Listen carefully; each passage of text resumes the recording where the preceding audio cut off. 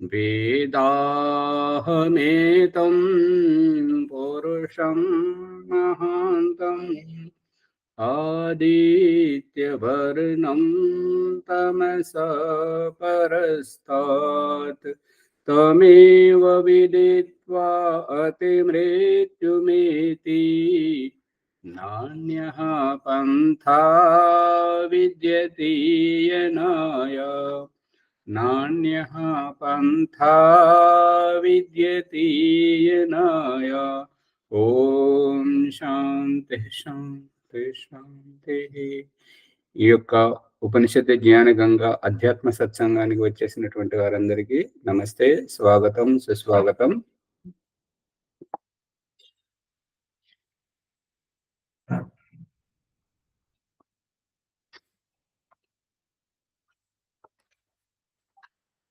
సువర్చలమ్మ గారు విషయాన్ని పట్టుకోవడానికి ప్రయత్నం చేస్తున్నారు కానీ ఇంకా ముందుకు పోవట్లేదు. భగవంతుడు చూపిస్తున్నటువంటి దృష్టాంతం ఏంటంటే,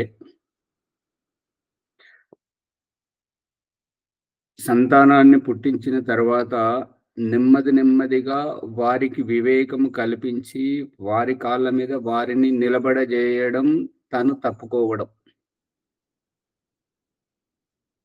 సంతానాన్ని వాళ్ళు నిలబడ్డ తర్వాత తాను ఇక మన తల్లిదండ్రిని మన జీవితంలోంచి జరిపేయడం, మనల్ని నిలబెట్టడం. ఈ రహస్యాన్ని పట్టుకోవట్లేదు. ఇది పట్టుకోవడం రావాలి. జీవాత్మను తాను స్వతంత్రంగా ఏ ఆధారం లేకుండా, ఎవరి మీద ఆధారపడి ఉండకుండా తాను స్వయంగా ఉండేటువంటి విధంగా, తన ప్రమేయము కూడా లేకుండా ముక్తాత్మల సాన్నిధ్యంలో పరమేష్టి మండలంలో ఈ యొక్క జీవాత్మ ఉండేటువంటి విధంగా తాను ఏ రకంగానైతే చేస్తున్నాడో అదే రహస్యాన్ని మన పిండ సృష్టి లోపల చూపిస్తున్నాడు. పట్టుకోవడానికి ప్రయత్నం చేస్తున్నారు. కాకపోతే ఏంటంటే, చూపెట్టిన దానిని పట్టుకుంటున్నారు కానీ కళ్ళకు కనబడుతున్నటువంటి దానిని పట్టుకోలేకపోతున్నారు. మిగతా వారైతే ఆ వైపు దృష్టి పెట్టట్లేదు, పాత విషయాలని నిమరు వేస్తున్నారు. తండ్రి తర్వాత పిల్లలే వారసులు, వాళ్ళే కాళ్ళ మీద నిలబడుతున్నారు. ఇప్పుడు ఒక రకంగా చూపిస్తే ఏంటంటే, అసమర్థ స్థితిలో పిల్లలు తల్లిదండ్రులను ఆశ్రయించినట్టుగానే వయోవృద్ధావస్థలో అసమర్థ స్థితిలోని తల్లిదండ్రులు పిల్లలను ఆశ్రయించేటట్టుగా, ముందేమో పిల్లలు తల్లిదండ్రులను ఆశ్రయించేటట్టుగా బాల్యంలో పుట్టించి మళ్ళీ చివరికి తాను బలహీనమైపోయి పిల్లలను ఆశ్రయించేటట్టుగా చూపిస్తున్నాడు. అంటే వాళ్ళను ప్రయోజకులుగా చేసి వాళ్ళ కాళ్ళ మీద వాళ్ళని నిలబెట్టిస్తున్నటువంటిది కనిపిస్తుందా? లేదంటే ఓం ప్రకాష్ చెప్తుంటే వింటున్నారా? కనిపిస్తుంది కదా. అది సత్యం. అందుకని యథార్థాన్ని మనం గ్రహించాలి. చెప్పుడు మాటలతోటి తప్పుటడుగులు వేయొద్దు. తెలిసే వరకు ప్రశ్నించాలి, తెలుసుకొని ముందుకు పో.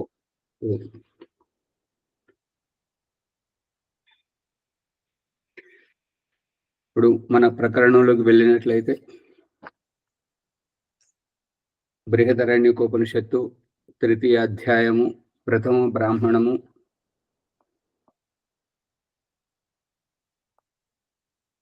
నా 5వ సంపుటంలో అశ్వలుడు ప్రశ్నిస్తున్నాడు. ప్రశ్న తర్వాత ఇప్పుడు 6వ దాంట్లో యాజ్ఞవల్క్యుడు సమాధానం చెప్తున్నాడు.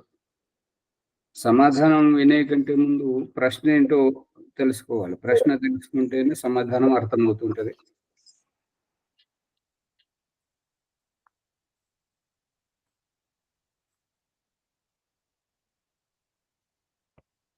అశ్వలుడు అంటున్నాడు ఏంటంటే, ఎప్పుడైతే సృష్టి యొక్క అన్ని పదార్థములలో పూర్వపక్షము మరియు అపరపక్షము, పూర్వపక్షము అపరపక్షము అంటే ప్రశ్న సమాధానం ఆ రూపకంగా.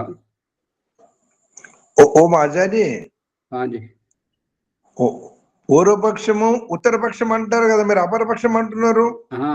అపరపక్షమన్నా, అపరపక్షం అంటే ఏంటంటే ప్రత్యక్షం అన్నట్టుగా. పూర్వపక్షం అంటేనేమో ముందున్నటువంటిది, అవును. పరపక్షం అంటేనేమో కనబడినటువంటిది, అపరం అంటేనేమో ప్రత్యక్షం అన్నట్టు. ఓహో.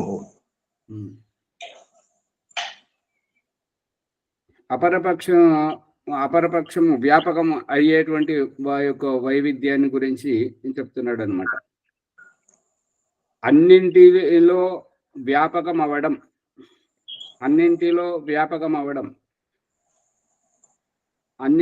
వ్యాపకమవుతున్నటువంటిది విధానం ఎట్లా వ్యాపకం అవుతుంటారో చూడండి.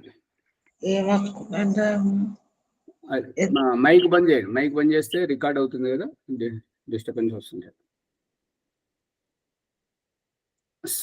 వివాహం చేసుకోగానే వివాహంలో సప్తపది, మన ప్రాంతీయ ఆచారం ప్రకారం మంగళసూత్రం కట్టగానే మన ఆర్య సమాజంలో ఒక పెద్ద విద్వాంసుడు ఉన్నాడు అన్నట్టుగా. అతను సామవేద భాష్యం కూడా రాశాడు, ఇంకా చాలా ప్రవచనం చెప్తుంటాడు అనమాట. అతడు పెళ్లి చేసుకున్నాడు. అతని పేరు పూర్తి గుర్తుకొస్తలేదు. అతడు చదివినటువంటి చదువు ప్రకారం అతనికి వేదాలంకార అని చెప్పేసి అతనికి ఉపాధి లభించింది కాంగ్రీ విశ్వవిద్యాలయం తరపున. అయితే వివాహం చేసుకున్న తర్వాత ఆ ముత్యాల పందెం నుంచి బయటకు వచ్చినప్పుడు ఇట్లా కొద్దిగా విశ్రాంతి తీసుకున్నప్పుడు మాట్లాడుతుంటే వాళ్ళ భార్యను అడిగారనమాట. అడిగితే, నేను నీ పేరేంటంటే, నా పేరు మిసెస్ వేదాలంకార్. వేదాలంకార్ నువ్వెప్పుడు చేసావే అని చెప్పేసి వాళ్ళు అడిగితేనండి, ఇందాక చూడలేదా, మా వారు చేయబట్టుకుని నేను సప్తపది చేస్తున్నప్పుడు అప్పుడే నాది డిగ్రీ అయిపోయింది, నేను మిసెస్ వేదాలంకార్. అంటే ఇక్కడ ఏంటంటే, నేను ఎప్పుడైతే మా వారితో పాటు ఏకీభవించి వారితోటి వివాహం చేసుకున్నానో అతనికి ఉన్న ఉపాధి కూడా నాకు వర్తిస్తుంటది. అందుకే నేను మిసెస్ వేదాలంకార్ అని ఆవిడ చెప్పింది అనమాట. అంటే వివాహం కాగానే భర్త సంపాదనలో, భర్త అధికారంలో సగభాగం ఈవిడ అయినట్టుగానే సంతానం అవుతూనే ఇతడు ఎంతైతే సంపాదించాడో, ఎంత అయితే ఉన్నాడో దానికి అంతటికి వారసుడు అవుతాడు పుట్టేటువంటి సంతానం. ఇంకా కళ్ళు కూడా తెరవలేదు. ఇక ఇంకొక రహస్యం ఉండండి విషయం పూర్తిగా. ఈ ఓట్లు వేస్తున్నప్పుడు ఓట్లు వేసినంత వరకు ఎవరేమిటో ఆగమాగం వాళ్ళు ఎదురు చూస్తుంటారనమాట. పిండాలు పెట్టి మనం కదా ఎదురు చూసినట్టుగా వాళ్ళు ఓట్లు వేసిన తర్వాత ఆ పోటీ పడ్డ వాళ్ళు ఎదురు చూస్తారు. ఇక గెలిచిన తర్వాత ఇదివరకు ఉన్నటువంటి వాళ్ళు, ఓడినటువంటి వాళ్ళ అధికారం అంతా పోతుంటది. గెలిచినటువంటి వాళ్ళ అధికారం అంతా దేశం అణువణువున మొత్తం అందరి మీద ఆధిపత్యం ఉంటుంటది. వ్యాపకం కనబడుతుందా లేదంటే బట్టిగానే చూస్తున్నారా? కనపడుతుంది. ఇక్కడ వివాహం చేసుకోగానే ఆవిడ భర్త యొక్క సంపత్తికి, అతని యొక్క అధికారానికి అన్నింటికి సగభాగస్తురాలైంది. సంతానం ఉత్పన్నం అవుతూనే అతడు ఎంతైతే సంపాదించాడో అతని వంశంలో, అతని కులగోత్రంలో అందరికీ అతడు పరిచయస్తుడైపోయాడు. అదే ఈ ఓట్లు వేసిన తర్వాత, లెక్కించి పరిణామం చెప్పిన తర్వాత ఎవరైతే ఓడిపోయారో వారి అధికారం అంతా వెనుకకు తగ్గిపోతుంటుంటది. ఇక వాళ్ళు ఒక వ్యక్తి మాత్రమే, ఒక కుటుంబానికి మాత్రమే పరిమితం అయిపోతారు. ఎవరైతే గెలుస్తారో వారు కుటుంబం నుంచి మొత్తం దేశమంతటికి ఆధిపత్యం. కనబడుతుందా? ఎవరు ఈ రకంగా వ్యాపకం అనేటువంటిది చూడాలి. వ్యక్తి నుంచి సమష్టికి యజమానిత్వం, యజమానురాలు, యజమానుడు, స్వామి, నాయకుడు. నీ జీవితానికి నీవే, నీ కాళ్ళ మీద నువ్వు నిలబడాలి. నువ్వే అందరికీ ఈ యొక్క సంబోధన చేయాలి. ఆ రకంగా చూపిస్తున్నటువంటిది ఈ యొక్క రహస్యం. ఇప్పుడు చెప్పండి మునిగారు, మీరు ఏదో చెప్పాలనుకున్నారు, ఆగిపోయారు. అదేను వివాహం చేసుకోగానే సమస్తము భార్యకు ఆ, ఆ, భార్యకు కూడా సగభాగం లాగా వస్తుంది కదా. అంటే అన్ని ఆ పేరు లోపల అన్నిట్లలో అర్ధాంగిని శబ్దమే అర్ధాంగిని అందుకే పేరు వచ్చిందా అది అంతే చెప్తాను. అంతే అంతే అర్ధాంగిని. ఆమె స్వామి ఆమె పరిస్థితి చూడండి. పెళ్లి చూపులు అవుతున్నాయి, పెళ్లి అవుతుంది, ఇంకొకరింటికి పోతుంది అంటే తన జీవితానికి తానే యజమానురాలు. కానీ ఎవరింటికైతే చేరుకుంటుందో అక్కడ ఆవిడ అర్ధాంగిని. ఇక్కడ రెండు ఉన్నాయి, లోతుగా చెప్తున్నాడు, మళ్ళీ వినండి. ఆమెకు వివాహం, పెళ్లి చూపులు జరుగుతున్నాయి, నిశ్చితార్థమైంది, వివాహమైంది, ఒకరి వెంట తన ఇంటికి వెళ్ళిపోతుంది అన్నప్పుడు తల్లిదండ్రుల తరపున, ఈ పుట్టింటి తరపున ఆమె ఇంటికి ఆమె పోతుంది కాబట్టి ఆమె యజమానురాలు. కానీ ఈ ఇంటికి చేరుకున్న తర్వాత ఇతనితో పాటు సహగమనం చేయాలి కాబట్టి, కలిసి నడవాలి కాబట్టి, కలిసి జీవించాలి కాబట్టి అర్ధాంగిని. ఇక అదే ఇల్లరికం అనేటువంటి దాంట్లో కనుక వెళ్ళినట్టయితే పురుషునికి కూడా అంతే పరిస్థితి. పుట్టినప్పటి నుంచి అతడు పూర్తిగా స్వామి, నాయకుడు, యజమానుడు, వారసుడు అనేటువంటి విధం. ఇక ఇల్లరికం పోతే అక్కడ సగభాగం అర్ధాంగిని. ఈ విషయాన్ని పట్టుకోవాలి. స్వామిని చేస్తున్నాడు భగవంతుడు. మన తల్లిదండ్రుల చేత కూడా పిల్లలను వారసులుగా చేస్తున్నారు. వాళ్ళకే సంపత్తినంతా వారికి దారపోసి వీరు విశ్రాంతి చేస్తున్నాడు. మళ్ళీ ఇంకా పూర్తిగా మీరే కావాలని చెప్పేసి తల్లిదండ్రులను జరిపేస్తున్నాడు. ఇక నువ్వు వెళ్ళిపో, ఇక నీ అవసరం లేదు.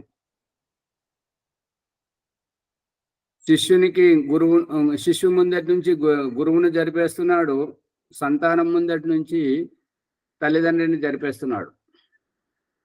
నీవే అంత అధికారం అంతా నీదే, ఆధిపత్యం అంతా నీదే. ప్రభాకర్ గారు గమనిస్తున్నారా? బాలాజీ గారు. అవును.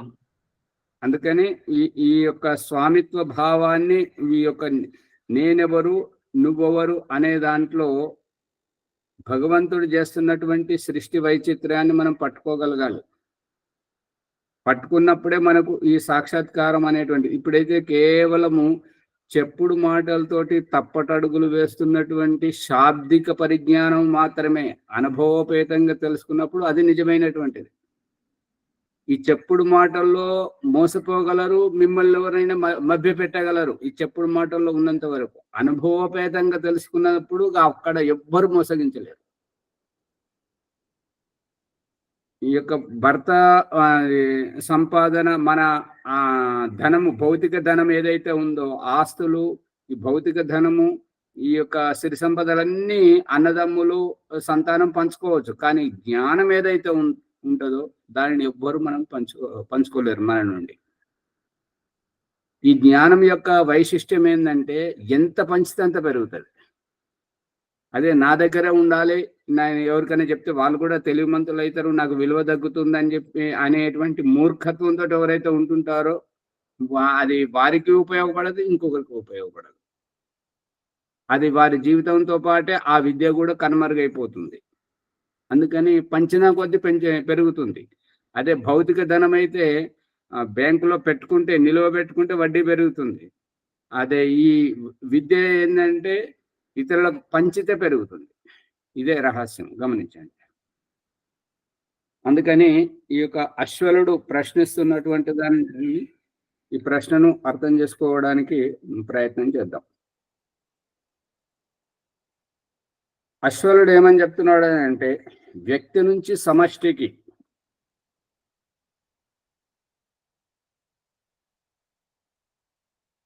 వ్యక్తి నుంచి సమష్టికి వ్యాపకం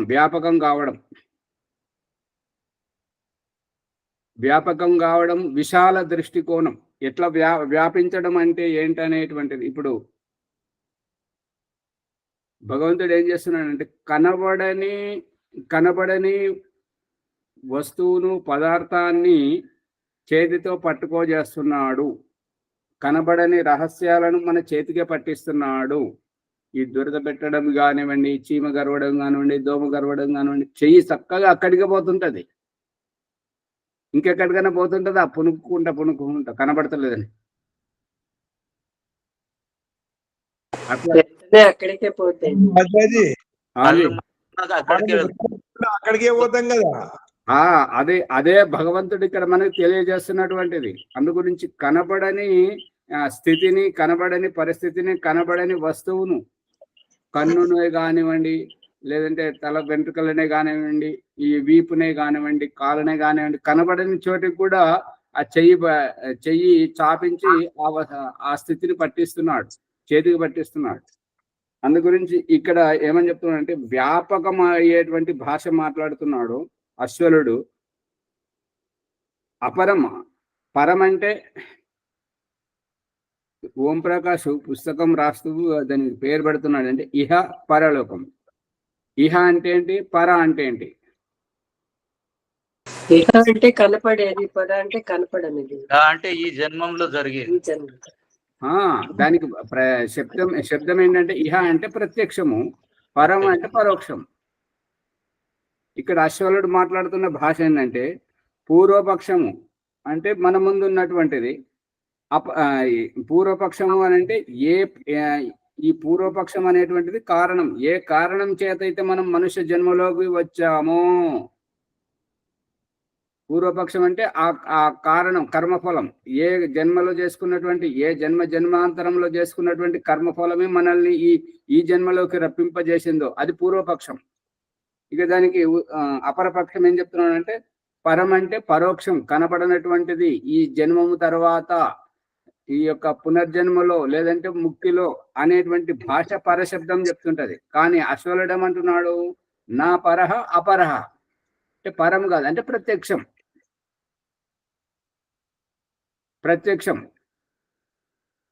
ఈ నైతత్పురుష సమాసం అన్నమాట. అంటే పరము కానటువంటిది అపరం. పరము కానటువంటిది అంటే పూర్వజన్మలో, మరో జన్మలో లభించేది కాదు, ముక్తిలో లభించేది కాదు. ఇక్కడే ప్రత్యక్షంగా ఈ జన్మలోనే మన ముందుకు. ఇప్పుడు ఓట్ల లెక్కింపు తర్వాత వాళ్ళు ఇదివరకు అధికారంలో ఉన్నటువంటి వారి అధికారము ఈ లెక్కింపు పరిణామాన్ని చెప్పగానే వారి అయ్యో అంత పోయిందా, ఓడిపోయామా అనేటువంటి నిరాశ, నిస్పృహ, వారి అధికారం అంతా ఇక సంకుచితమైంది. ఎవరైతే గెలిచామో అనేసరికి వాళ్ళలో ఉల్లాసం, ఉత్సాహం, ఉద్రేకం, ఆధిపత్య గుణం ఎంత వ్యాపకమవుతుంటుందో చూడండి. మొత్తం ఆ దేశం అంతా అణువణువున ప్రతి ఒక్కరి మీద వారికి ఆధిపత్యం ఉంటుంటుంది. దీనిని వ్యాపకం అనేటువంటి. సబుపరి చారహే, అందరి మీద వ్యాపకం అవుతుంది. ఒక వ్యక్తికి, ఒక కుటుంబానికి, ఒక ఊరికి అనేది కాదు. సర్పంచ్ అయితే ఊరి వరకు, ఎమ్మెల్యే అయితే మండలం వరకు, ఎమ్మెల్సీ అయితే అది జిల్లా వరకు ఉంటుందా, మొత్తం ముఖ్యమంత్రి అయితే ప్రదేశం వరకు, రాష్ట్రపతి ప్రధానమంత్రి అయితే మొత్తం దేశం అంతటా. ఆ రకంగా వ్యాపకం కావడం. అదే ఈవిడ తన పెళ్లి సాకుతోటి అమ్మ నాన్నల గడప దాటుతుంది అని అంటే ఆమెకు యజమానురాలుగా పోతుంది. వారింటికి, తన ఇంటికి తాను పోతుంది, యజమానురాలైపోతుంది. కానీ అతని ఇంటికి చేరుకునేది మాత్రం ఒక అర్ధాంగినిగా చేరుకుంటుంది. కనబడుతుందా? ఎట్లా ఉన్నారు, మాట్లాడారు. కనబడుతుందా? అవును, భర్తకి అర్ధాంగిగా వెళ్తుంది, ఆ ఇంటికి యజమానురాలుగా వెళ్తుంది. మళ్ళీ అది ఇప్పుడు ఆ ఇల్లు అనేటువంటిది తల్లిదండ్రుల పుట్టింటి వాళ్ళ తరపు నుండి ఆ ఇంటికి పోతుంది, తన ఇంటికి పోతుంది. కాబట్టి అక్కడ ఆవిడ యజమానురాలుగా పోతుంది. కానీ ఆ ఇంటికి చేరుకున్న తర్వాత ఆమె వాళ్ళ ఎవరితోటైతే కలిసి జీవితాన్ని జీవించడానికి వెళ్తుందో అక్కడ అర్ధాంగిని అవుతుంది.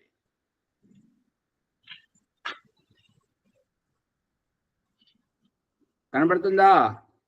అవునాచార్య.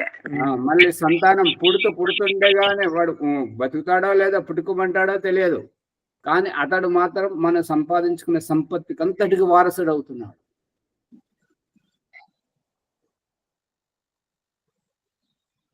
ఈ రకంగా దీనిని వ్యాపకం అని అనడం జరుగుతుంది. అప్పుడు ఏ ప్రకారంగా యజమానుడు కృష్ణ పక్షములో ఈ కృష్ణ పక్షములో బంధనం నుంచి వైదొలుగుతాడో, ఈ యొక్క ఎవరైతే అసఫలమవుతారో వారు కృష్ణపక్షంలోకి వెళ్తారు, ఎవరైతే సఫలమవుతుంటారో వారు శుక్లపక్షంలోకి వెళ్తుంటారు. శుక్లపక్షం ఏమిటి, కృష్ణపక్షం ఏమిటి? కృష్ణపక్షం పునర్జన్మ కోసం దారి చూపిస్తుంటది. శుక్లపక్షం కృష్ణపక్షాన్ని అధిగమించి ముందుకు పోతుంటది. అందరిని మేల్కొల్పేటువంటిది, అందరిని కలిపేటువంటిది, అందరితోటి వ్యవహారం చేయించేటువంటిది శుక్లపక్షం. ఇక ఎక్కడికక్కడ సంకుచిత భావంతో ముందుకు నడిపించేటువంటిది, ఆ ఒక్కరినే నడిపించేటువంటిది కృష్ణపక్షం. అందుకే చీకట్లో తాము నడవడానికి తమను తాము దారి వెతుక్కోవడానికి ఇట్లా పునుక్కుంటా పోవడం, కళ్ళు లేకుండా చేసి చూపిస్తున్నటువంటిది. గుడ్డి వాళ్ళు కానీ మూగ వాళ్ళు కానీ ఆ రకంగా చూపిస్తున్నటువంటిది ఈ రాత్రి జీవితం, ఇక కృష్ణపక్ష జీవితం. ఆచార్య 801 అండి ఇది పేజీ 2 782. 782. ఈ బంధనం నుంచి వైదొలగడం. ఇప్పుడు బంధనం నుంచి వైదొలుగుతున్నటువంటి రహస్యాన్ని చూపిస్తున్నాడు, బంధనంలోకి వచ్చేటువంటి రహస్యాన్ని చూపిస్తున్నాడు. పెళ్లి చూపులు నిశ్చితార్థం అవగానే మన అమ్మాయి కాదు వాళ్ళ అమ్మాయి అనిపించుకోవడం. ఆ నిశ్చితార్థంతో ఏమైందంటే ఆమె అధికారం పెరిగింది, ఆమె స్వామిత్వము, ఆమెకు అన్ని పెరిగినాయి. ఇతడు పుడుతుండగానే వారసుడుగా అవడం, మళ్ళీ ఆ ఎన్నికల్లో వాళ్ళు ఓడిపోవడం, గెలవడం. ఓడిపోయినటువంటి వారు ఇప్పుడు మనకి చేతులు ఏమున్నది, మన అధికారం ఏమున్నది అనేది. గెలిచినటువంటి వాళ్ళు ఇది మన ప్రభుత్వం, మన అధికారం అనేటువంటిది వ్యాపకం అవ్వడం. ఈ యొక్క ఎవరైతే ఓడిపోతారో వారి అధికారం వదిలిపోయింది. ఎవరైతే కృష్ణపక్షంలోకి వెళ్తున్నారో, ఎవరి జీవితం అయితే అసఫలమైనటువంటి కర్మలు చేస్తూ, కుట్రలు కుతంత్రాలు గొడవలు చేసుకుంటూ ఇతరులతోటి ఎడమొహం పెడమొహంగా ఉంటుంటారో వారంతా ఈ కర్మఫలం అనుభవించడానికి పునర్జన్మలోకి వెళ్తున్నారు. ఇక ఎవరైతే ఇతరులకు ప్రోత్సాహం ఇవ్వడం, పరోపకారం చేయడం, ఒక చెట్టు నాటడం, ఒక జీవితాన్ని కాపాడడం, ఒకరికి సహకరించడం, ఒకరి జీవితాన్ని ఉద్ధరించడం, ఒకరి జీవితంలో నిలబెట్టడం, ఒకరిని వారి కాళ్ళపై వాళ్ళని నిలబెట్టజేయడం. దేవుడు ఏం చేస్తున్నాడు చెప్పండి? దేవుడు ఏం చేస్తున్నాడు అంటే జీవాత్మలకు అందరికీ కనువిప్పు కల్పిస్తున్నాడు. ఏంటంటే వీధి నాటకాలు వేసేవారు, ఈ టీవీ సీరియళ్ళు సినిమాలు చేసేవారు ఎవరి జీవితంలో గడిచినటువంటి ఆ సంఘటనను తీసుకొని ఈ యొక్క కూలీలను పొట్ట చేత పట్టుకొని జీవనాధారం కోసం తిరుగుతున్నటువంటి వారికి ఆ యొక్క నాటకం యొక్క పాత్రలో చెప్పేటువంటి ఆ వేషధారణ, ఆ యొక్క మాటలు అన్ని వీరికి వంట పట్టించి ఇక వీళ్ళకి వేషధారణ చేయించి వేదిక మీద తీసుకొచ్చి నటింపజేసి పంపిస్తున్నాడు.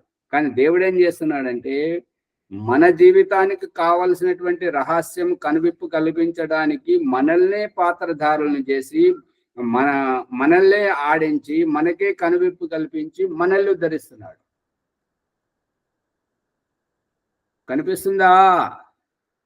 అవునాచార్య, మనం చూసేంత అనుభవాలన్నీ అవే కదా, ప్రతిదీ చిన్నది పెద్దది. ఇక ఈ రూపకంగా ఈ అధికారంలోకి, ఎన్నికలలో అధికారంలోకి వచ్చేటువంటి వారంతా ఇదివరకు అధికారంలో ఉన్నవారు ఈ యొక్క ఎన్నికల యొక్క పరిణామాన్ని ఓట్ల లెక్కింపు చెప్పగానే ఓడిపోయిన వారి అధికారం అంతా వెళ్ళిపోతుంటది. ఇక వీరికి గెలిచినటువంటి వారికి అధికారం అంతా ఇది గెలిచినటువంటి వారిదేమో ప్రభుత్వం అధికారం వ్యాపకం అవుతుంటది. అదే ఓడిపోయినటువంటి వాళ్ళ అధికారం సంకుచితం అవుతుంటది. అదే రూపం అని చెప్తున్నాడు అనమాట. పునర్జన్మలకు వెళ్ళేటువంటిది ఈ యొక్క స్వర్గానికి వెళ్ళేటువంటిది ఏమో వాళ్ళు స్వాములుగా ఉంటుంటారు. పునర్జన్మలకు వచ్చేటువంటి వాళ్ళంతా ఇంకొకరికి అధీనంగా ఉండాల్సిందే. తల్లిదండ్రికి, గురువులకు మరియు దేవుడికి అధీనంలో ఉండాల్సిందే. అదే మోక్షానికి వెళ్ళేటువంటి వారు స్వేచ్ఛ స్వాతంత్ర్యముతో ఎవరి ఆధీనములో లేకుండా ఏ ఇంద్రియాల మీద ఆధారపడి ఉండకుండా, ఇంద్రియాల బలహీనతతో మనం ఉండకుండా, మనం స్వయం ప్రతిపత్తితో ఉండేటట్టుగా, ఇక తల్లిదండ్రులు గురువు అడ్డంకిగా ఉన్నారని చెప్పేసి వాళ్ళను కూడా మన జీవితం నుండి జరిపేసి మనల్ని స్వాములను చేస్తున్నటువంటి వైవిధ్యం కనబడుతుందా?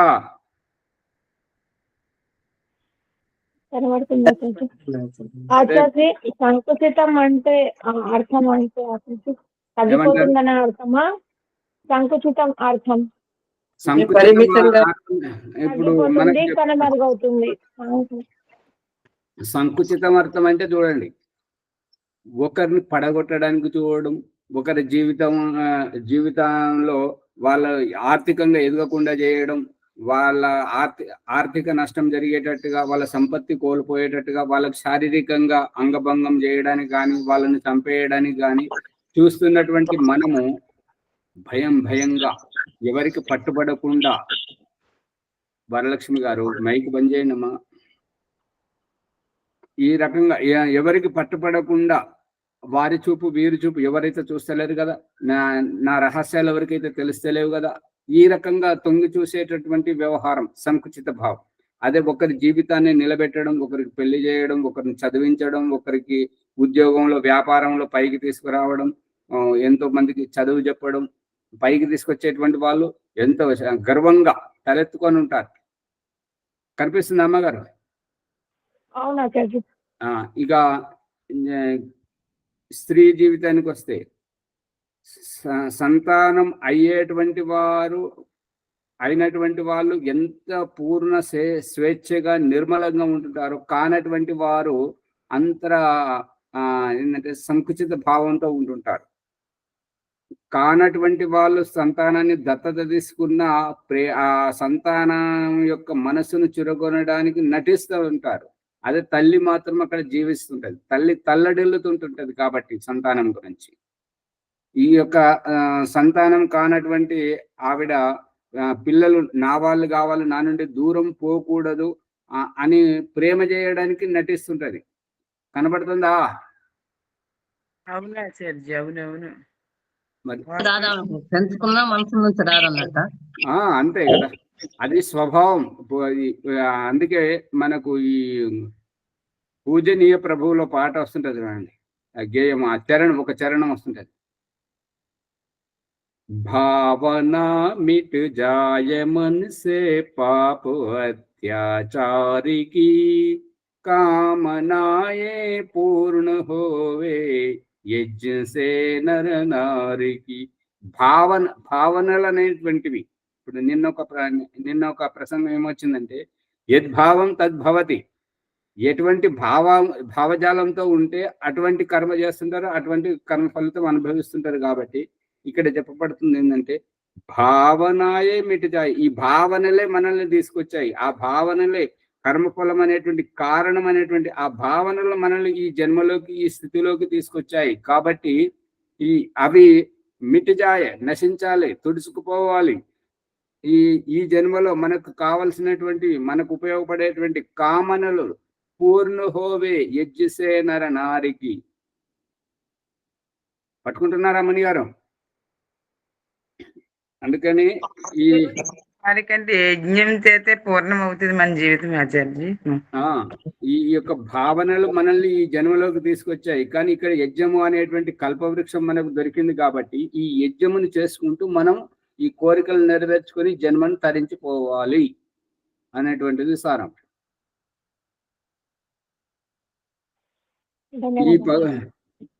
చెప్పండి అమ్మ. ఏం లేదు అక్క. సరే, ఈ ఈ పక్షము వారి జీవితంలో ఏంటంటే సంకుచిత భావము వారిని బంధనంలో పడేస్తుంటుంటది, విశాల దృష్టికోణము వారిని విముక్తి గావిస్తుంటది. ఇది అశ్వలుడి యొక్క ప్రశ్న. దానికి యాజ్ఞవల్కుడు సమాధానం చెప్తున్నాడు ఏంటంటే, బ్రహ్మాండం యొక్క వాయువు దేవత పిండములో ప్రాణం అయి వారిని జీవింపజేస్తున్నది, వారిని బ్రతికిస్తున్నది. ఇది ఇక్కడ చెప్తున్నటువంటిది. అదే మనం యజ్ఞంలోకి వెళ్తున్నట్టయితే అక్కడ చెప్తున్నటువంటి యజ్ఞం ఆరంభమయ్యేటువంటి మొట్టమొదటి వాక్యం భూ భువః స్వః. ఈ మూడింటి యొక్క అంతరార్థం ఎవరైతే తెలుసుకుంటారో ఇక వారికి తెలుసుకోవాల్సిన రహస్యమే లేదు, వేదాలలో లేదు, ఏ రూపకంగా లేదన్నట్టు. భూ అంటే ఏంటంటే ప్రాణధారణ చేయించడం. ప్రాణధారణ ఎవరు చేయిస్తుంటారు? సమర్థులైన వారే చేయిస్తుంటారు. అందుకే ఈ 84 లక్షల జీవరాశులకు అందరికీ ఈ 84 లక్షల జన్మలలో అందరికీ అన్ని జన్మలలో ప్రాణధారణ, ప్రాణం పోసేటువంటి వారు, జీవింపజేసేటువంటి వారు పరమేశ్వరుడు. జీవింపజేసి మనకు ఒక ప్లాట్ఫారం ఇస్తున్నాడు. నువ్వు ఏ సంకుచిత భావం చేత వచ్చి ఈ శరీరంలో నువ్వు బంధించబడ్డావో, ఈ జీవితంలో నువ్వు వచ్చి బంధించబడ్డావో, ఈ బంధనం నుంచి ముక్తి కావడానికి ఇది ఒక ప్లాట్ఫారం. కర్మ చెయ్యు, మంచి కర్మలు చేసుకో. ఏ చెడు కర్మనైతే నిన్ను ఈ బంధనంలోకి తీసుకొచ్చిందో ఇక్కడ ఈ జీవితంలో ఈ శరీరంతో నువ్వు మంచి కర్మలు చేసావంటే నువ్వు జీవన్ముక్తిని పొందుతుంటావు. అందుకే ఈ పెంపుడు జంతువుల సాధడం అనేటువంటి వ్యవహారంతో మనకు చూపిస్తున్నటువంటిది ఏంటంటే, చీకటిలో సాయంకాలం సూర్యాస్తమయ సమయంలో చీకటిలో పెంపుడు జంతువులను గూటిలో బంధించి, పశువులను దొడ్డిలో బంధించి, పశువుల పాకలో బంధించి, మళ్ళీ ఉదయం సూర్యోదయం అవుతుండగానే మళ్ళీ విడిచిపెట్టడం. ఇది మన చేత ఏ రకంగానైతే చేయిస్తున్నాడో 84 లక్షల జీవరాశులను భగవంతుడు అదే చేస్తున్నాడు. అజ్ఞానంలో ఉన్నప్పుడు మనల్ని ఈ 84 లక్షల జీవరాశుల జన్మలలో ఈ శరీరాలలో మనల్ని బంధించాడు. ఇక ఎప్పుడైతే అన్నింటికంటే ఉత్కృష్టమైనటువంటి ఈ మానవ జన్మ ద్వారా మనం మంచి శుభకార్యాలు ఏవైతే చేస్తుంటామో తద్వారా ఈ యొక్క కర్మబంధనం అనేటువంటిది పటాపంచలైపోతుంటది. కాబట్టి ఈ జన్మరాహిత్యమైనటువంటి జీవన్ముక్తిని ప్రసాదిస్తున్నాడు. భగవంతుడు చేసేది మనకు చూపిస్తున్నాడు ప్రతిరోజు. భూమి మనకు ప్లాట్ఫామ్ ఆచార్జీ. ప్లాట్ఫారం అంటే ఈ యొక్క సృష్టి వ్యవస్థ, ఈ యొక్క జన్మ, ఈ యొక్క సమాజం, ఈ యొక్క అవకాశం. మునిగారు మైక్ ఆన్ చేసి మాట్లాడాలి. జీవితం జీవితం జీవితం అంతే సూటిగా. ఈ యొక్క ప్లాట్ఫారం భగవంతుడు చేస్తున్నటువంటిది మన చేత చేయించి చూపిస్తున్నాడు. భగవంతుడు జీవాత్మల పట్ల చేస్తున్నటువంటిది మన చేత పెంపుడు జంతువులు, పశువులు, పక్షులను, కోళ్లను, కుక్కలను మనం పెంచుకుంటుంటాం కదా, వాటిని బంధిస్తున్నాం, వదిలేస్తున్నాం, బంధిస్తున్నాం, వదిలేస్తున్నాం. సాయంత్రం బంధిస్తున్నాం, ఉదయం వదిలేస్తున్నాం. అదే రూపకంగా ఈ యొక్క కృష్ణపక్షం అనేటువంటి అజ్ఞానంలో బంధిస్తున్నాము, శుక్లపక్షంలో వదిలిపెడుతున్నాం. అంటే రాత్రికి వదిలిపెడుతున్నాం, పొద్దున వదిలేస్తున్నాం. అదే రూపకంగా భగవంతుడు మనం అజ్ఞానం అవిద్యతో గ్రస్తమైనప్పుడు మనల్ని ఈ జన్మలలో బంధిస్తున్నాడు. ఎప్పుడైతే ఈ మానవ జన్మతో ఉత్తమ శ్రేష్ఠ కర్మ ఎప్పుడైతే చేస్తున్నామో అప్పుడు మనల్ని జీవన్ముక్తిని పొందిస్తున్నాడు.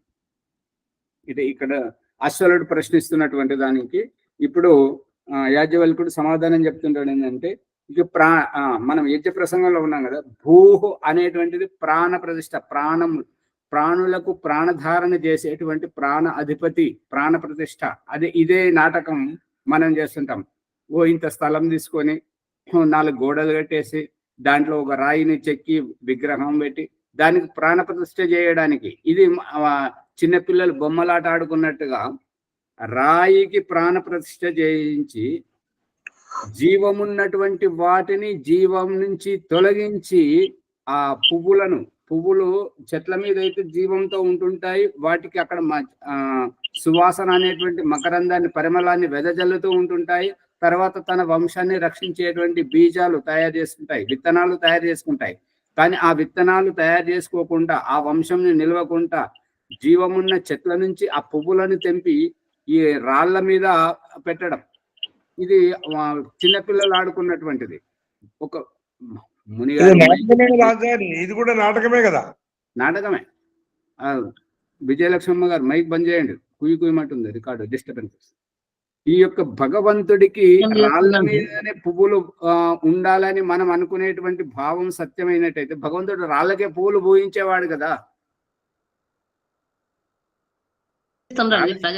రాళ్ళకే పువ్వులు పూయించేవాడు. ఎందుకు చేస్తున్నారు? మగారు అప్రాసంగికంగా మాట్లాడకండి, కాలక్షేపం వద్దు. ఈ రాళ్ళ మీద రాయిని మనం ఒక బొమ్మగా చెప్పుకుంటున్నాము. ఆ బొమ్మకు దేవుడిగా మనం భావించి అది మన భావన, దానికి ప్రాణ ప్రతిష్ఠ చేయడం. కానీ దాంట్లో ప్రాణం ఎప్పుడు రాదు, అది ఎప్పుడు చైతన్యంగా నడవదు. ఇది అజ్ఞానం, మనం తెలుసుకోలేకపోతున్నాం. ఈ అజ్ఞానంలో ఉన్నారనమాట.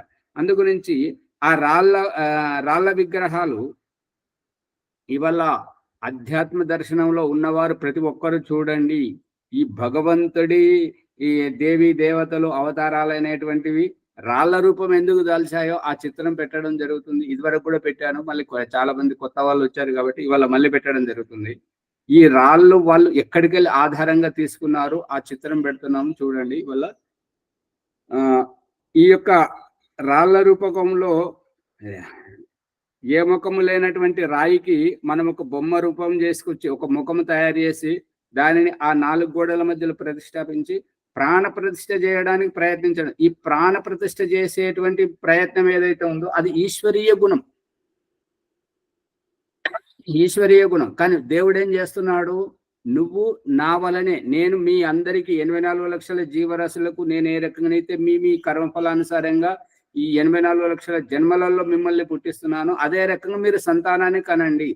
అందుకని దేహం లేని పరమాత్మ, దేహం లేని నిరాకార పరమాత్మ ఈ నిరాకారమైనటువంటి జీవాత్మలను పుట్టించాడు. దేహంతో ఉన్నటువంటి మనము ఈ 84 లక్షల జీవరాశుల్లో ఉన్నటువంటి స్త్రీ పురుష దేహాలు వాటి సంతానాన్ని దేహంగా పుట్టిస్తున్నాయి. కనబడుతుందా?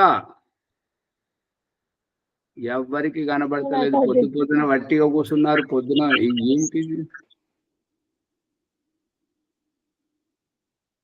మళ్ళీ వినండి, అర్థం కాకపోతే.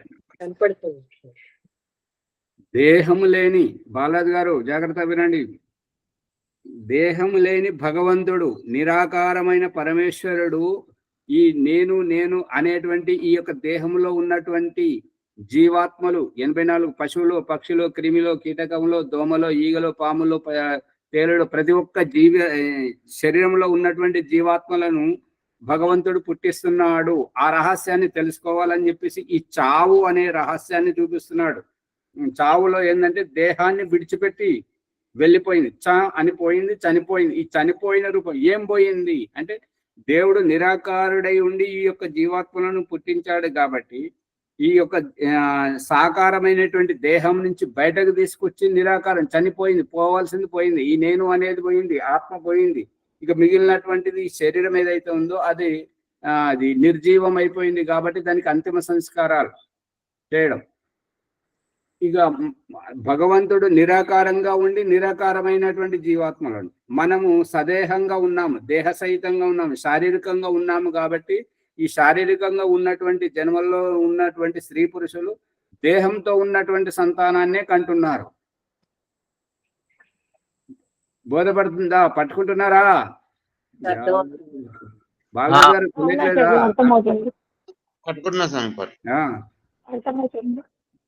ఈ నిరాకారమైనటువంటి వాటికి ఈ ప్రకృతి సంయోగంలో తీసుకొచ్చి ప్రాణం పోస్తున్న దేవుడు. చాలా జాగ్రత్తగా వినండి.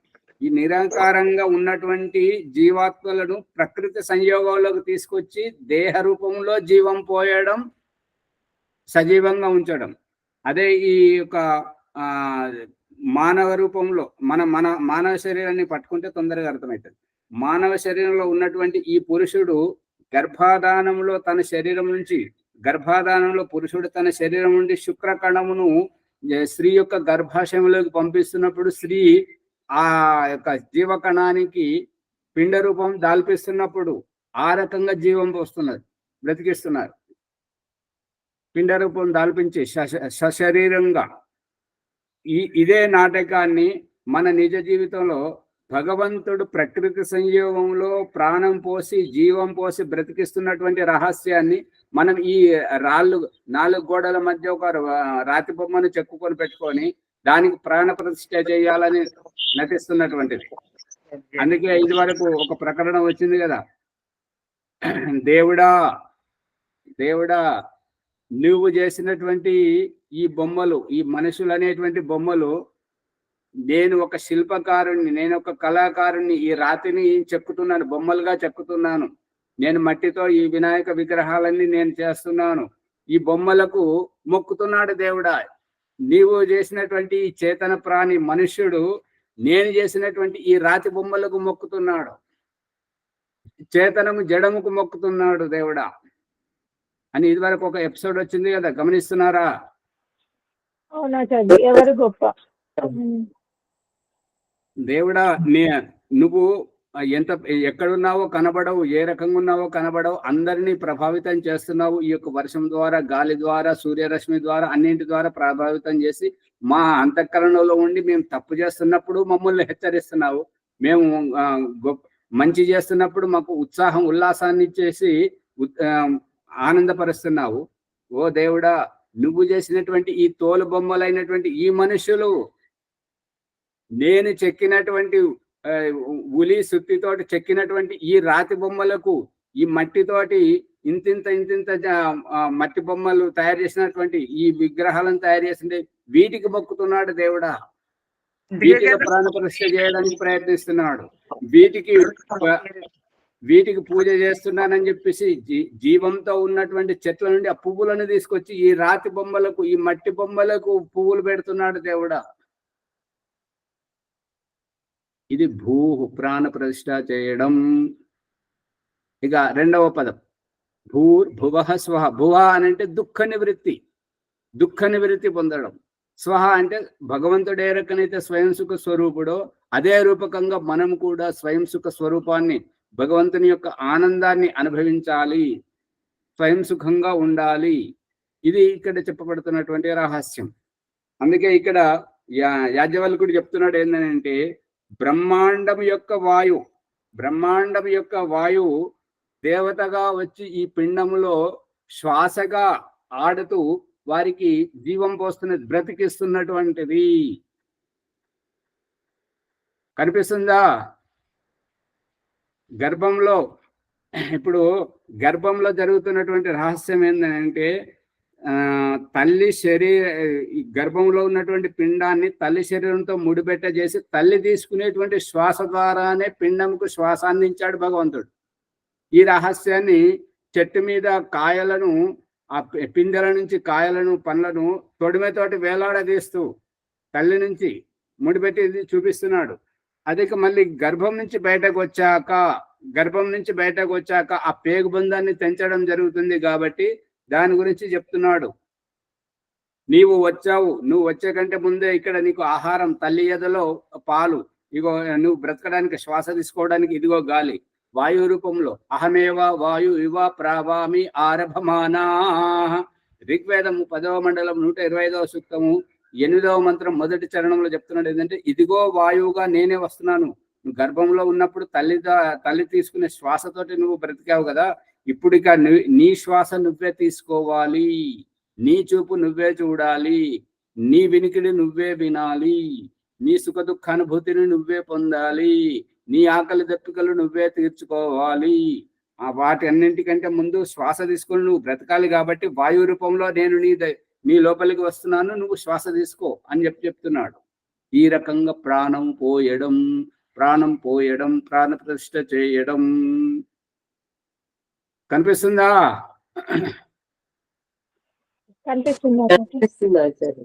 ఈ రకంగా ప్రాణ ప్రతిష్ఠ చేసినప్పుడు దానికి చెప్తున్నాడు అన్నమాట. వాయు రూపంలో వచ్చినటువంటి ఆ యొక్క బ్రహ్మాండమైనటువంటి వాయుదేవత ఈ పిండంలో ప్రాణం అయి ఉండి బ్రతికిస్తున్నది, జీవింపజేస్తున్నటువంటిది. ఇక యజ్ఞంలో ఉద్గాత చెప్తుంటాడు ఏంటంటే, మొట్టమొదట ఈ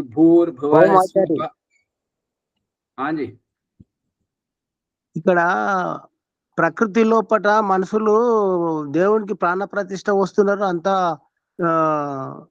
వ్యవహారికంలో తప్పు జరుగుతుంది. ప్రకృతి ఇది మీరు భగవంతుడు కెమెరా ఆన్ చేయండి, అది రికార్డ్ అవుతుంది, యూట్యూబ్ లో అందరు చూస్తారు కాబట్టి కెమెరా ఆన్ చేసి చెప్పండి.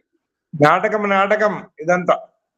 చిన్నపిల్లలు ఇప్పుడు సంక్రాంతి పండుగకు చిన్నపిల్లలు బొమ్మరిల్లు కట్టుకొని ఇది నా ఇల్లు అని చెప్పేసి వాళ్ళు గురుగులలో పాలు పొంగించుకుంటూ ఆడుకుంటారు కదా, అదే ఆట. ఇది అంతే, తమాషా అంతే, మనోరంజనం తప్ప దీంట్లో సారాంశం ఏమీ లేదు, ఇదంతా వట్టిదే.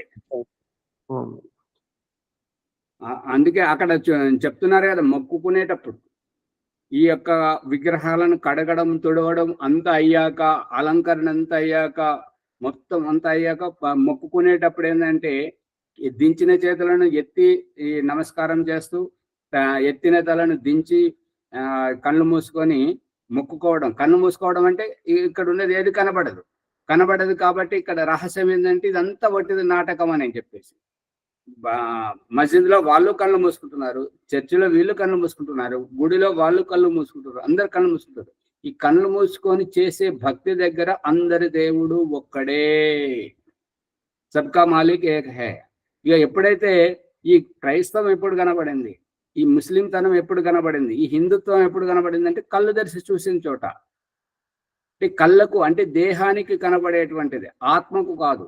ఈ కళ్ళు మూసుకునేది అంతా ఏంటంటే ఇది దేహానిది కాదు, ఈ పూజ దేహానిది కాదు, ఈ కళ్ళది కాదు, ఇది ఆత్మది అని చెప్పేసి కళ్ళు మూసుకోవడం. అందుకని ఈ రహస్యాన్ని చాలా మంచిగా తీసుకొస్తున్నాడు యాజ్ఞవల్క. ఎవరు? యాజ్ఞవల్క మహర్షి. యజుర్వేదం యొక్క భాష్యం ఇది కాబట్టి సత్యాన్ని గ్రహించండి, అందరికీ తెలిసేటట్టుగా చెప్పండి. ఒక మంచి గేయం పాడాలి, ఇదే ఈ సందర్భంలో. పాడతారా? ఎందుకంటే సమయం ఉన్నది కాబట్టి.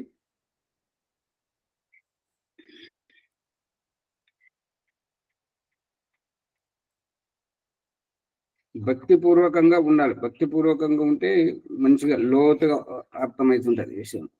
నేను ఇక్కడ పుస్తకాలు ఏవి తేలేదు, మరి చూడండి, ప్రయత్నం చేద్దాం. అరే మరి రాదురా ఈ మనుష జన్మము, మరి రాదురా ఈ మనుష జన్మము,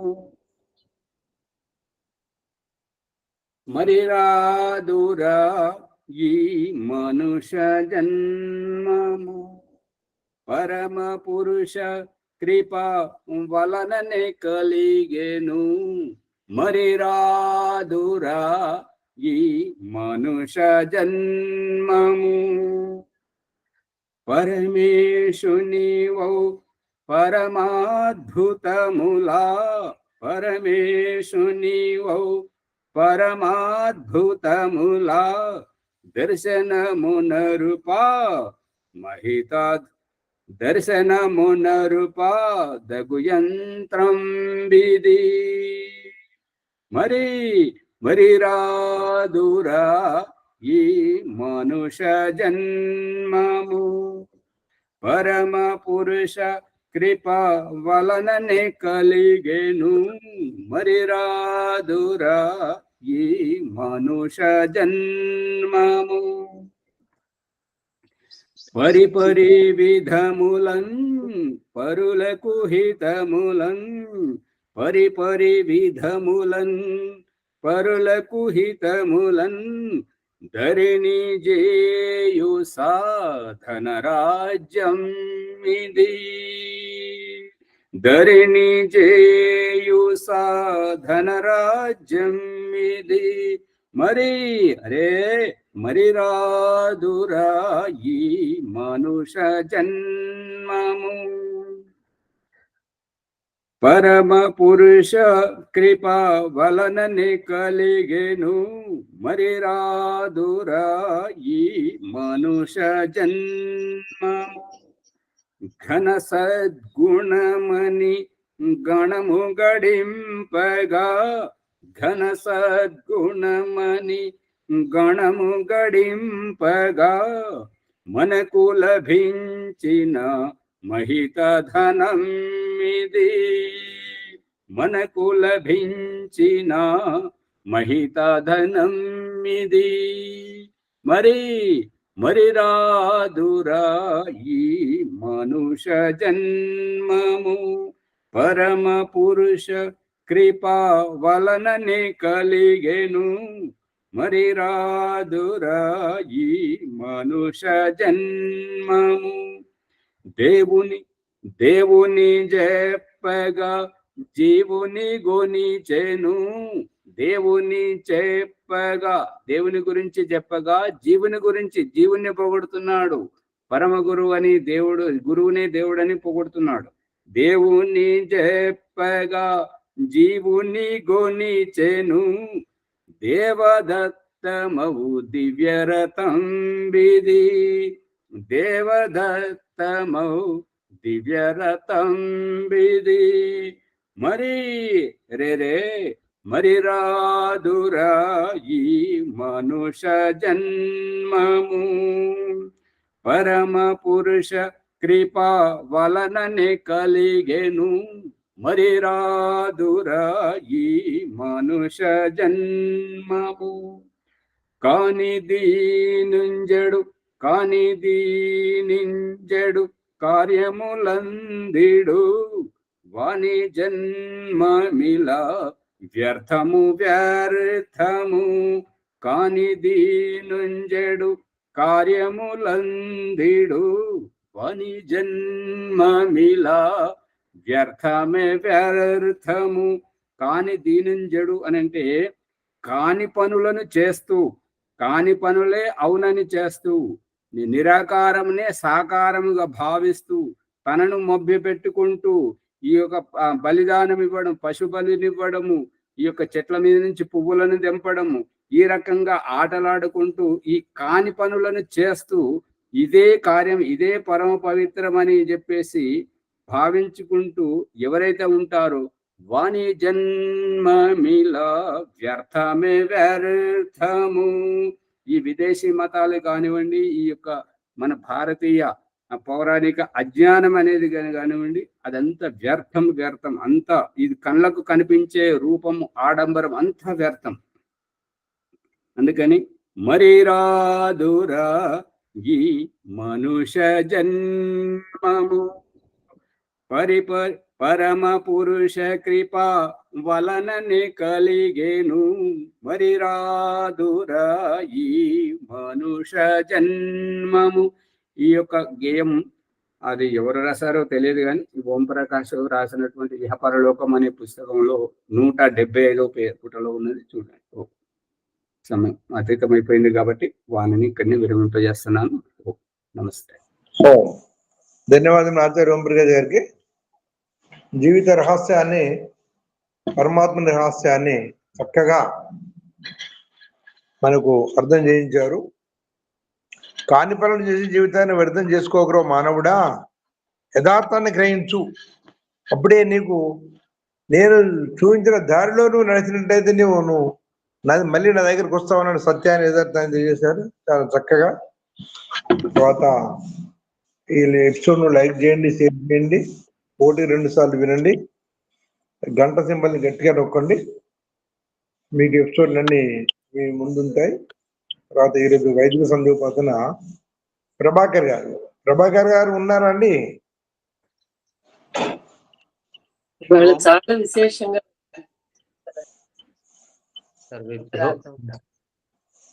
ప్రభాకర్ గారు ఉన్నామా? సందేహించండి. మరి కరెక్ట్ ఆన్సర్ మూలమంత్రాలు చేయించండి. మీరు ఎట్లా అంటే అట్లా మీ ఇష్టం. మూలమంత్రాలే వైదిక సంధ్య.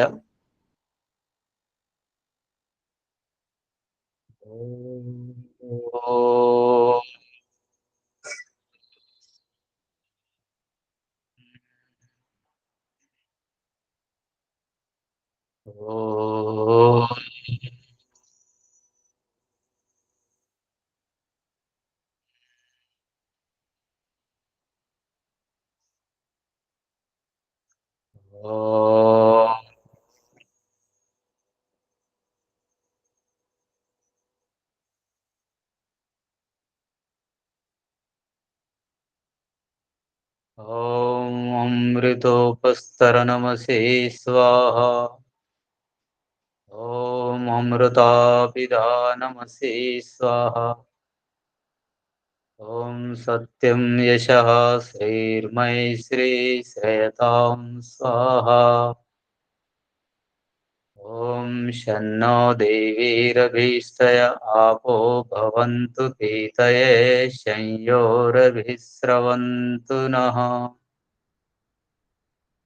ॐ वाक् वाक् ॐ प्राणः प्राणः ॐ चक्षुः चक्षुः ॐ श्रोत्रं श्रोत्रम् ॐ नाभिः ॐ हृदयम् ॐ कण्ठः ॐ शिरः ॐ बाहुभ्यां यशोबलम् ॐ करतलाकरपृष्ठे ॐ भो पुनातु शिरसि ॐ भुवः पुनातु नेत्रयोः ॐ स्वः पुनातु कण्ठे ॐ महः पुनातु हृदये ॐ जनः पुनातु नाभ्याम् ॐ तपः पुनातु पादयोः ॐ सत्यं पुनातु पुनः शिरसि ॐ खं ब्रह्म पुनातु सर्वत्र ॐ भू ॐ भुवः ॐ स्वः ॐ महा ॐ जनः ॐ तपः ॐ सत्यम्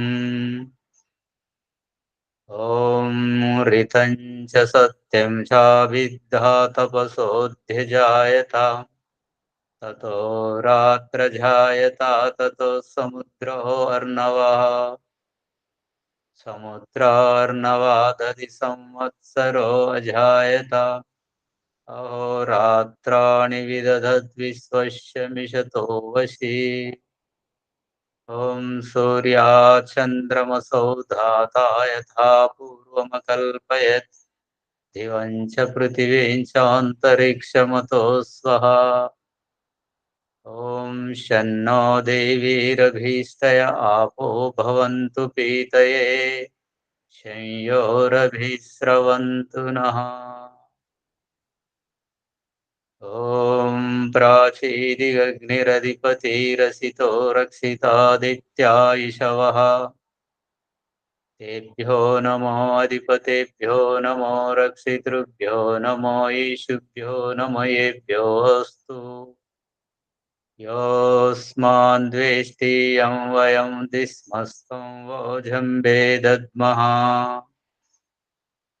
दक्षिणादि इन्द्रोऽधिपतिः स्थिरच्चिराजिरक्षिता पितरैषवः तेभ्यो नमो अधिपतिभ्यो नमो रक्षितृभ्यो नमो ईशुभ्यो नमो येभ्योऽस्तु योऽस्मान् द्वेष्टि यं वयं दिस्मस्तं वोजम्बे दद्मः प्रतीचीदिग्वर्णोऽधिपतिः पृदाको रक्षितान्नमिषवः तेभ्यो नमो अधिपतिभ्यो नमो रक्षितृभ्यो नमो ईशुभ्यो नमो येभ्योऽस्तु योऽस्मान् द्वेष्टि यं वयं दिस्मस्तं वोजम्बे दद्मः उदीचीदिक् सोमोऽधिपतिः स्वजो रक्षिता शनिरिषवः तेभ्यो नमो अधिपतेभ्यो नमो रक्षितृभ्यो नमो ईशुभ्यो नमो येभ्योऽस्तु योऽस्मान् द्वेष्टि यं वयं दिस्मस्तं वोजम्बे दद्मः ध्रुवादिग्विष्णुरधिपतिः कल्माषग्रीवो रक्षिता वीरुदैषवः तेभ्यो नमो अधिपतिभ्यो नमो रक्षितृभ्यो नमो ईशुभ्यो नमो येभ्योऽस्तु योऽस्मान् द्वेष्टि यं वयं दिस्मस्तं वोजम्बे दद्मः ऊर्ध्वादिग्बृहस्पतिरधिपतिः श्वित्रो रक्षिता वर्षमिषवः तेभ्यो नमो अधिपतेभ्यो नमो रक्षितृभ्यो नमो ईशुभ्यो नमो येभ्योऽस्तु योऽस्मान् द्वेष्टियं वयं दिस्मस्तं वो जम्बे दद्मः जातवेदसे सुनवामसो ममराति यतो निदहति वेदः स नः पर्षतति दुर्गाणि विश्वानावेव सिन्धुक्तिरितात्यग्निः चित्रं देवानामुदगादनीकं चक्षुर्मित्रस्य वरुणस्याग्नेः आप्राध्या वा पृथिवी अन्तरिक्षं सूर्य आत्मा जगतस्तस्तु शच्चा उदुत्यं जातवेदसं देवं वहन्ति केतवः दृशे विश्वाय सूर्यम् उद्वयं तमसस्परिष्वः पश्यन्त उत्तरम् देवं देवत्रा सूर्यमगन्मज्योतिरुत्तमम् तच्चक्षुर्देवहितं पुरस्तात् शुक्रमुच्चरत् पश्येम शरदशतं जीवेम शरदशतं शृणयाम शरदशतं प्रब्रवाम शरदशतं अधीनास्याम शरदशतं भूयच्च शरदशतात् शन्नो देवीरभीष्टय आपो भवन्तु पीतये शंयोरभिस्रवन्तु नः ॐ भूर्भुवः स्वः तत्सवितुर्वरेण्यं भर्गो देवस्य धीमहि धियो यो नः प्रचोदयात् हे ईश्वरादयानिधे भवत्कृपया अनेन जपोपासनादिकर्मणा धर्मार्थकाममोक्षाणां सद्यः सिद्धिर्भवेन्नः ॐ नमः शम्भवाय च मयोभवाय च नमः शङ्कराय च मयस्कराय च नमः शिवाय च शिवतराय च ॐ शन्नो देवीरभीष्टय आपो भवन्तु पीतये शंयोरभिस्रवन्तु नः इति वैदिकसन्ध्या प्रकरणं सर्वेभ्यो नमस्ते आचार्यजी नमस्ते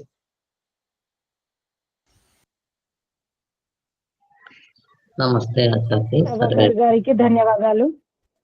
అత శాంతి పాఠ.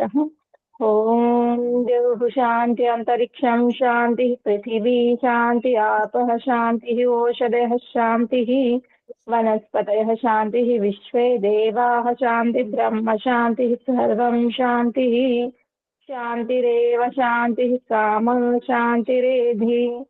ఓం శాంతి శాంతి శాంతి. ఓం నమస్తే ఆచార్య. సర్వేభ్యో నమో నమః. అందరు ఈ వీడియోని లైక్ చేసి షేర్ చేయండి, సబ్స్క్రైబ్ చేసుకోండి. ధన్యవాదాలు ఆచార్య. ఓం నమస్తే ఆచార్యజీ. సర్వేభ్యో నమో నమః ఆచార్యజీ. అందరికీ నమస్తే. నమస్తే ఆచార్య. సర్వేభ్యో నమస్తే.